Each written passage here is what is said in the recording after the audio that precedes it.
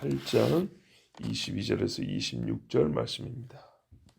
여호와께서 그 조화의 시작 곧 태초에 일하시기 전에 나를 가지셨으며 만세 전부터 태초부터 나의 생기기 전부터 내가 세움을 받았나니 아직 바다가 생기지 아니하였고 큰 샘들이 있기 전에 내가 이미 났으며 산이 세워지기 전에 너덕이 생기기 전에 내가 이미 났으니 하나님이 같이 봅니다. 하나님이 아직 땅도 들도 세상 진토의 근원도 짓지 아니하셨을 때라. 아멘. 지혜가 이제 아버지의 입이 아니라 직접 자기를 가리켜 설명해 줍니다. 나는 누구다 이렇게 얘기를 해줍니다. 본인이 직접 말하기 때문에 이보다 더 바르고 정확한 설명은 있을 수가 없습니다. 왜? 지혜는 그동안에 거짓말하지 아니하고 진실하다는 것을 인생의 여러 증거들을 통해서 확증해 줬기 때문에 이제 지혜가 하는 말도 진실이라는 것을 우리가 믿고 들을 수가 있습니다. 그러면 왜 지혜가 내가 누구다라고 아주 근원된 사실부터 가르쳐 줄까요? 이제 친해졌기 때문에 내가 누군지 너에게 정체를 좀 알려줄게. 뭐 인간 사이에서는 그런 일도 있을 수 있습니다. 내가 과거 이런 사람이었어라고 하는데 어느 정도 친해지면 이런 일도 이야기하죠. 그런 것인지 아니면 지금까지 지혜에 대하여 많은 설명해 주었는데 이제 남은 것은 이 한 부분이기 때문에 지혜의 시작, 근본에 대하여 설명해 주는 것인지 그거보다는요. 우리가 지혜를 지금 찾으라, 만나라, 지혜를 가져야 된다고 계속 그 이유를 반복했거든요. 음녀에 대하여 또 뭐 악한 친구에 대하여 뭐 여러 가지 다른 사유들과 함께하여 지혜를 우리가 소유해야 될, 지혜를 찾아야 될 이유를 가르쳐 줬는데 그런 다른 것들 말고도 지혜 그 자체로서 우리가 지혜를 찾아야 될 이유가 있다. 지혜 존재 자체로서 우리는 지혜와 함께해야 될 이유가 있다. 라는 것을 가르쳐 주는 겁니다. 어떤 면에서는 가장 중요한 이유가 되겠죠. 지혜는 그 자체로서 하나님의 아들이거든요. 그래서 다른 이유가 없더라도 당연히 있지만 없더라도 지혜는 우리가 함께해야 된다. 반드시 얻어야 한다. 이런 것을 우리가 가르쳐 줍니다. 몇 가지를 말씀에서 몇 가지 이렇게 정리를 해보면 더 말씀이 쉽게 이해가 됩니다. 보십시오. 첫 번째는 뭐냐? 지혜는 자기를 뭐라고 말하냐? 나는 여호와께 속하였다. 그럽니다. 22절 보세요. 여호와께서 태초에 일하시기 전에 나를 가지셨다. 나는 여호와의 소유로 있는 자다. 이렇게 얘기합니다. 뒤에 가면 여호와 하나님과 동등되다는 걸 말하면서도 질서를 말하자면 여호와가 나를 가지고 계신다. 이 땅에 예수 모셨을 때 나는 아버지께 받은 것을 말한다 그랬거든요. 두 번째는 뭐냐면 지혜는 언제부터 아버지께 속하였냐? 태초 이전이다. 여호와의 창조 사역 이전이다. 이렇게 말합니다. 여기서 분명히 밝혀지는 사실이 있죠.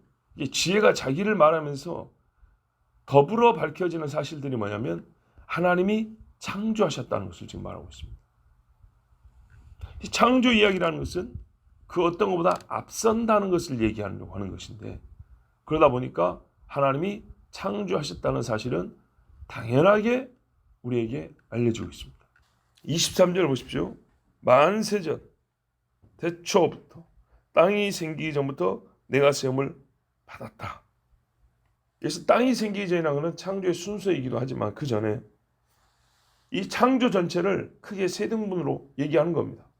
모든 세대가 있기 전에 그 어떤 시간도 있기 전에 그 어떤 물질도 있기 전에 내가 났다입니다.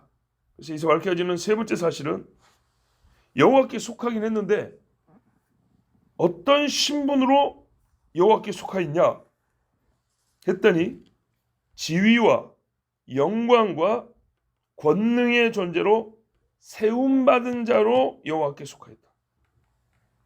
즉 여호와의 종으로 속하여 있는 것이 아니고 유출물이라고 그래요. 철학자들은 신이 자기 자신이 능력과 본질이 너무 흘러넘쳐서 뭐 이렇게 사람 몸에서 고름이 나온 것처럼 쑥 나고 뭐가 하나 뚝 떨어져서 새로 만들어진 것처럼 유출설이라고 그러는데 그것이 아니고 하나님으로부터 세움을 받았는데 그 세움을 받았다는 것은 모든 것이 있기 전부터 어떤 자리에 있었다는 겁니다.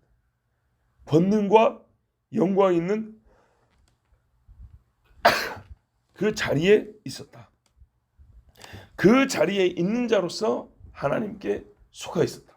나는 여호와께 속한 자다. 언제부터? 창조 전부터. 어떤 신분으로 속하냐 했더니 하나님이 세운 자로서 어떤 권능을 가진 자로서 속하였다. 그리고 그 시간은 태초 전이니까 23절부터 26절까지 계속 이 땅에 속한 것들이 언급이 되죠. 24절 보면 네 번째 사실이 나오는데요. 아니 어떻게 이런 일이 있을 수 있는 것이냐? 어떻게 창조 전에 있을 수가 있으며 권능의 존재로 세워질 수가 있느냐?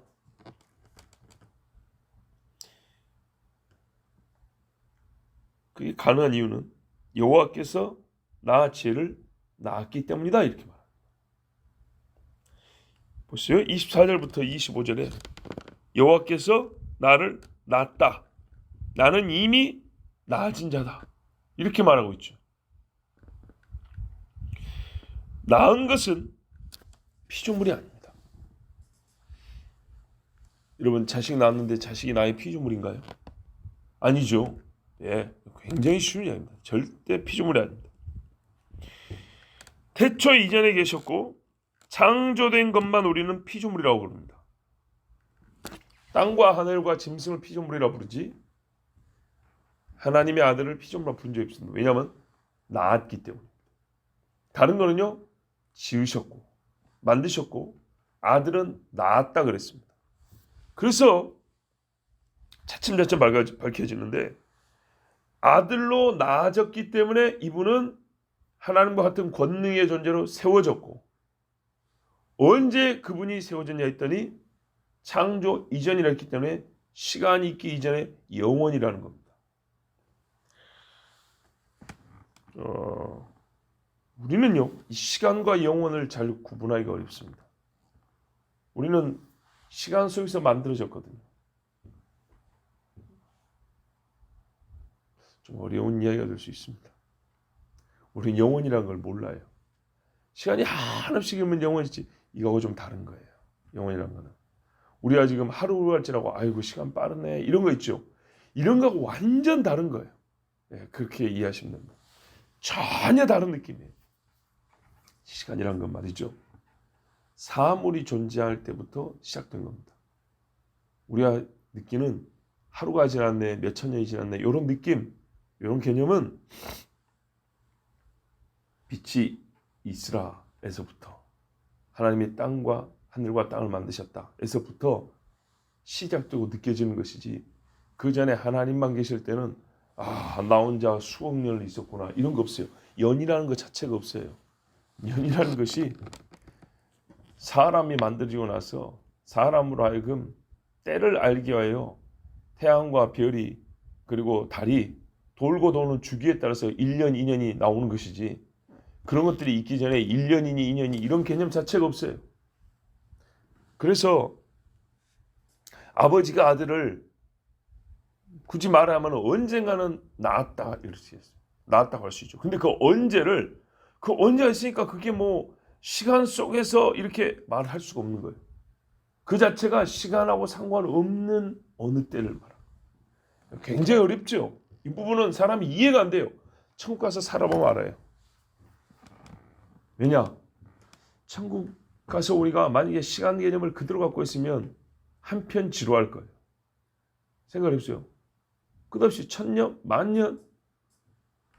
그래서 어떤 사람들은 여기에 상상력을 보태서 그 수만 년, 수억 년, 그보다 훨씬 더 긴 그 시간 어떻게 살지? 그러면 100년 동안은 피아노 치고 100년 동안은 파도 타고 놀고 100년 동안은 당구 치고 100년 동안은 미끄럼틀 타고 100년 동안은 먹을 거 실컷 먹고 이런 식으로 하면 아직도 할 게 많으니까 시간을 보낼 수 있겠구나. 이런 우스개 비슷한 소리 하는데 이거는 시간이 뭐고 영혼이 뭔지를 아직 잘 모르시는 말씀이고 영혼은 그런 게 아니에요.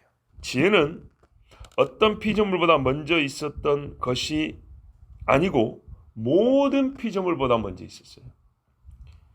그리고 먼저 있었고 하나님과 땅을 창조했다고 이제 내일 읽을 27절 이하에 나와 있습니다. 오늘 말씀은 모든 피조물보다 내가 먼저 있었다입니다. 이 말은 곧 시간이 있기 전에 물질이 있기 전에 있었다. 그래서 신성을 말해주고 있습니다. 보세요. 하나님께서 이 땅에 피조물을 만드시기 전에 아들을 낳았다 그랬습니다. 이 아들은 피조물이 아니고 피조물이 있기 전이니까 어떻게 존재할 수 있죠? 아버지와 어떻게 교제를 할 수 있고 아버지와 어떻게 한 자리에 있을 수 있죠? 예수님이 요한복음에 아버지여 창세 이전에 내가 가졌던 영화로서 지금도 나를 영화롭게 하옵소서. 자, 25절 보세요. 산이 세워지기 전에 언덕이 생기기 전에 또 26절에 하나님이 아직 땅도들도 세상 진토에 근원도 짓지 아니하셨을 때라. 아들이 낳아진 때를 말하고 있지만 동시에 이 땅의 구성, 이 땅의 뭐랄까요, 시작, 형태와 구조, 근본에 대한 이해를 우리에게 조금 해줍니다. 무슨 말씀이냐면 창세기처럼 이렇게 자세히 말해주진 않지만 적어도 22절에서 26절을 보면 만세전에 이렇게 하면서 시작을 했는데 24절 보세요. 바다가 먼저요. 즉 물이 먼저요. 그 다음에 큰 샘이 있었다. 그렇죠? 그 다음에는 산이 세워진다. 무슨 말이냐면 창세기에 보면 묻이 드러나라 그랬다고요. 자, 먼저 나타난 땅이 높을까요? 낮을까요? 높겠죠. 먼저 나타난 땅이 계속 땅이 솟아오르면은 먼저 나타난 땅이 제일 꼭대기로 올라갈 거 아닙니까? 그러니까 요즘 우리 시기에 이름 붙이기로 하면 산이 먼저인 겁니다. 산과 언덕. 그 다음에는요. 산과 산 사이에 있는 평평한 땅들. 산이 울타리라면 그 안에 있는 땅들이 이제 드러나겠죠. 그렇죠. 예. 땅이 무슨 뭐 바둑판처럼 올라놓은 다음에 그 중에 어떤 것들이 쑥 올라오고 이런 게 아니고요.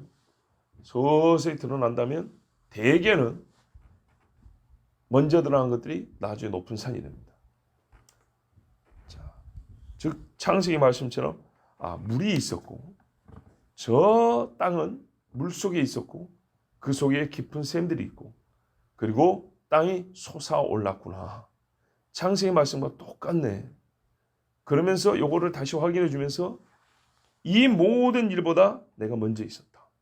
이렇게 말씀을 하니 요 피조물보다 먼저 있기 때문에 하나님인데 그보다 이제 그 하나님으로서 존재할 때 어떤 의미에서 내가 하나님이냐 하는 걸 말하니까 하나님이 낳은 자로서 나는 하나님이었다라는 것을 말씀해 주는 거 있습니다. 욥기 15장 7절에 보니까 욥이 잘난 척을 하니 대만 사람 엘리바스가 이렇게 말합니다. 네가 제일 먼저 난 사람이냐? 산들이 있기 전에 네가 출생하였느냐? 이렇게 말합니다. 곧 이 말은 뭐죠? 사람은 땅에서 산단 말이에요. 왜? 땅에는 흙으로 만들었으니까. 그런데 땅 중에 제일 먼저라고 할 것 같으면 산이란 말이죠. 아까 말씀드린 대로. 그런데 네가 산이 있고 난 다음에 만들어진 인간 주제에 네가 뭘 한다고 산보다 마치 먼저 있었던 것처럼 그렇게 말을 하느냐? 이게 이제 엘리바스가 한 말입니다. 맞는 말이죠.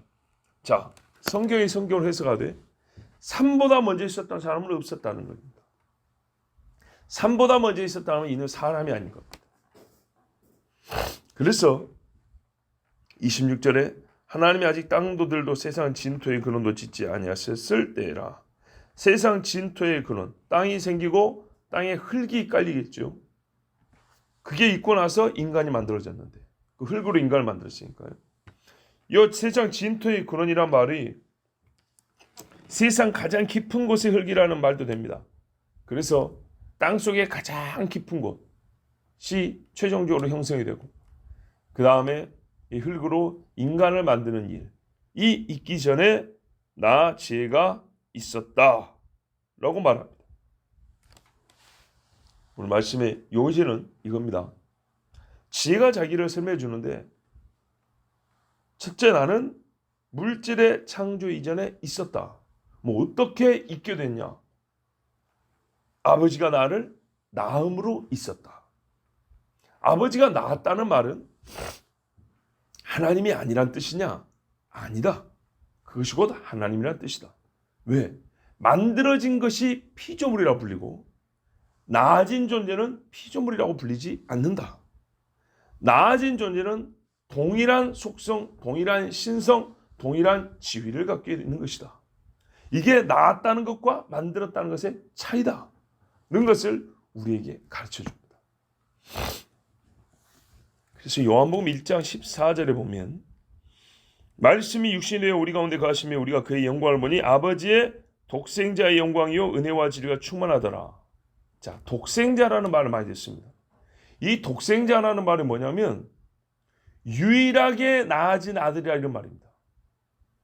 만약 이게 마리아를 통하여 성육신을 하신 것을 말씀하면 안 맞는 말이 되는 겁니다. 성령으로 낳은 아들은 예수님이 유일하지 않냐? 그런 뜻이 아닙니다. 하나님에게서 유일하게 여겨진 아들이라는 뜻입니다. 하나님이 이 땅에 많은 것들을 창조하셨잖아요. 그런데 하나님의 유일하게 낳아진 아들, 말 그대로 이런 뜻입니다. 마리아를 통해서 낳았다라는 것을 설명하는 것이 아니고 하나님이 모든 것들을 만드셨는데 낳은 존재가 하나 있어요. 그분이 하나님의 아들 예수라는 겁니다. 그리고 더해 말합니다. 이 예수가 이 땅에 육체를 입고 오셨다 이렇게 말합니다. 유일하게 낳아진 아들이 육체를 입고 오셨다 말하는 거예요. 육체를 입고 여자의 몸에서 낳은 것을 유일하게 낳아졌다는 말로 설명한 게 아니고 유일하게 낳아진 그 아들이 육신을 입고 마리아에서 태어났다. 그래서 우리가 그 얼굴을 봤다 이렇게 말하는 겁니다. 자, 요한복음 1장 18절에도 본래 하나님을 본 사람이 없으되 지금 어쨌다는 거예요? 봤다는 거죠. 뭐 어떻게 봤냐입니까? 아버지의 품속에 있는 독세하신 하나님이 나타내셨느니라. 번역이 좀 그러는데요. 아무도 어느 때나 하나님을 본 사람이 없지만 아버지의 품 안에 계신 독생자 그가 하나님을 분명히 밝히셨느니라. 보이셨느니라. 좀 또렷해지죠. 아버지의 품속에 있을 때 독생자라는 거예요. 그러니까 마리아에서 태어날 때가 아니고 아버지하고 계실 때도 그는 유일한 아들로 불려졌다는 거예요. 그분이 어떻게 해요? 우리에게 오심으로 하나님이 어떤 모습을 갖고 있는지를 보여줬다는 거예요. 왜? 우리는 하나님의 형상을 따라 만들었지만 성경이 뭐라 그래요? 그는 하나님의 본체 형상이시오 이렇게 말했어요. 저나 여러분이나 수십 년 예수 믿었는데 예수님에 대하여 새로운 사실을 배우고 있습니다. 본문으로 읽기는 옛날부터 읽었는데 그 뜻을 이제야 우리가 좀 밝히 듣게 되고 있습니다. 그러니 어제도 말씀드렸지만 우리가 영적으로 잘해야 될 부분이 얼마나 광활한가 보세요. 이 사실을 아는 거와 모르는 거는 내가 누구를 믿는지에 대해서 내가 믿는 그 누구에 대하여 요만큼 알고 있느냐 이렇게 넓고 있느냐의 차이입니다. 요한복음 3장 16절에도 하나님이 세상을 이처럼 사랑하사 독생자를 주셨으니 이는 그를 믿는 자마다 멸망하지 않고 영생을 얻게 하려 하심이라. 요한복음 3장 18절에도 그를 믿는 자는 심판을 받지 아니하는 것이요 믿지 아니하는 자는 하나님의 독생자의 이름을 믿지 아니함으로 벌써 심판을 받은 것이냐. 요한 1서 4장 9절에도 하나님의 사랑이 우리에게 이렇게 나타난 바 되었으니 하나님이 자기의 독생자를 세상에 보내신, 독생자됨이 먼저 있고 독생자가 된 그분을 세상에 보내신 거예요. 세상에 태어날 때 독생자가 된 게 아니에요. 그로 말미암아 우리를 살리려 하십니다. 자, 요한복음이 깊다라고 말한 이유가 바로 이 부분이에요. 요한복음은 신학적 표현으로 선제하신 그리스도를 말한다 그래요. 선제, 앞서다 그런 말이에요. 미리 있었다. 모든 만물보다 먼저 있었던 그리스도를 우리에게 가르쳐주는 복음이 다른 복음서에 비해서 좀 다른 더 깊은 의미를 갖고 있는 복음서다라고 부른 게 바로 이 부분이에요. 지금 다 요한이 말하고 있잖아요. 다른 제자들은 몰라서 그러냐? 그것이 아니고요. 이 부분을 알리는 게 하나님이 요한에게 맡기신 거예요. 그 요한이 말씀이라고 불렀어요. 왜 말씀을 부르냐? 내일 읽을 27절을 보면 하나님이 태초에 말씀으로 세상을 지으셨는데 27절을 보면 내가 하나님이 창조할 때 함께 있어서 창조자가 되었다 그래요. 뭘로 창조했죠? 말씀으로. 그래서 말씀이 육신이 됐다고 하는 거예요. 근데 그 말씀이 누구냐? 하나님의 아들 독생자라 그래요. 그래서 제가 여러분에게 용어의 구별을 해야 된다 그랬잖아요. 예수란 이름은 이 땅에 육을 입은 하나님을 부르는 이름이지 이 땅에 오시기 전에 그분은 우리가 뭐라고 부르냐? 지혜라고 부르고 말씀이라고 부르고 신성의 하나님의 제2위격이라고 부른다. 오늘 그걸 조금 더 확실하게 하면 독생하신 아들, 하나님의 아들이라고 부른다. 자, 지혜는 분명히 하나님에서 나음을 받았다고 했습니다. 모든 피조물이 있기 전에 나았다, 나아졌다 이렇게 말했습니다. 그래서 나음이란 피조물과 구별되는 존재임을 알려주는 절대 증거입니다. 분명히 하셔야 됩니다. 나아진 존재는 만들어진 존재가 아닙니다. 피조물이 아닙니다. 그래서 하나님은 친히 낳은 자를 아들이라 부르셨고 피조물이라 부르지 않았습니다. 그래서 이 나음을 받은 자는 피조물이 있기 전 존재이고 아버지와 동일 신성을 소유하시며 동일 권능을 가지고 계십니다. 천사 중 하나가 아닙니다. 천사는 하나님의 아들들이라 불려지되 만들어진 자들입니다. 우리도 하나님의 아들이라고 불려지긴 하되 만들어진 자로서 그렇게 귀히 여김을 받은 것이지 예수님은 아닙니다. 그래서 예수님은 뭐래요? 독생하신 아들이라고 부르는 거예요. 유일하게 나아진 아들이라고 부르는 거예요. 우리는 만들어진 다음에 아들로 받아들여진 자들이고 예수님은 나아졌기 때문에 처음부터 아들인 분이에요. 그 히브리서 우리 옛날에 들었잖아요. 그래서 히브리서에 하는 말이 천사 중 누가 이 아들과 같다 하겠습니다. 이 땅에 있는 인간 중에 가장 존귀하게 여겨진 대제사장이라 할지라도 어찌 하나님의 아들과 같다 하겠느냐. 이들은 다 하늘의 종이요 땅의 종이죠. 그러나 아들은 종이 아니다. 이렇게 말씀했던 거예요. 잠언 8장 22절 이하는 요한복음을 구약에서 다시 듣는 것과 같으며 요한복음은 잠언이 계시한 그 하나님의 독생자가 땅에 내려오셨다는 사실과 그분을 직접 만난 증언입니다. 요한복음 1장 1절에 4절 보면 태초에 말씀이 계시니라 이 말씀이 하나님과 함께 계셨으니 이 말씀 곧 하나님이시니라. 보세요. 하나님이라고 그러죠. 그가 태초에 하나님과 함께 계셨고 만물이 그로 말미암아 지은 바 되었으니 지은 것이 하나도 그가 없이는 된 것이 없느니라. 그 다음에 우리가 이제 잘 암송을 못 하는 부분이 이 부분인데 4절에 그 안에 생명이 있었으니 이 생명은 사람들의 빛이라. 아멘. 이는 사람이 아니라는 거예요. 자, 사람들의 생명이라면 누구까지 포함하냐? 아담이에요. 아담의 생명도 이분 안에 있었다는 거예요. 아담의 빛도 이 예수 안에 우리가 부른 예수님 바로 하나님의 아들 안에 있었다는 거예요.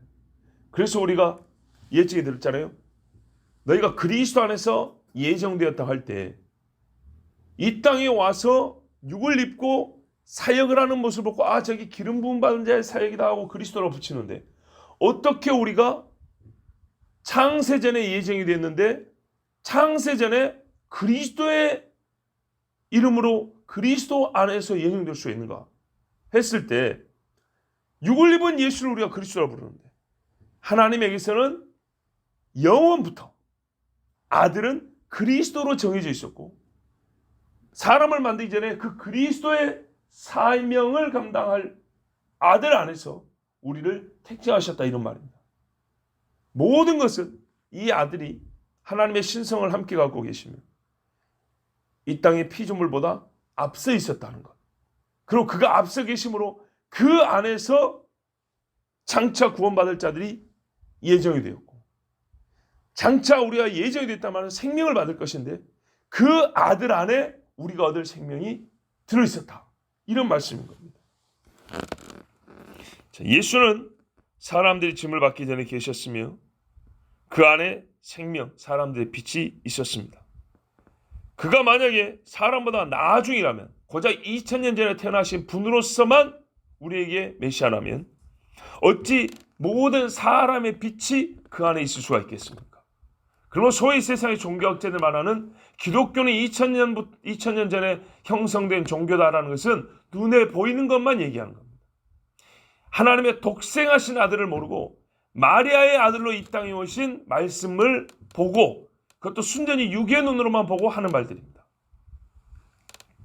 시간 속에서 둘째 아담, 고린도전서에 뭐라 그래요?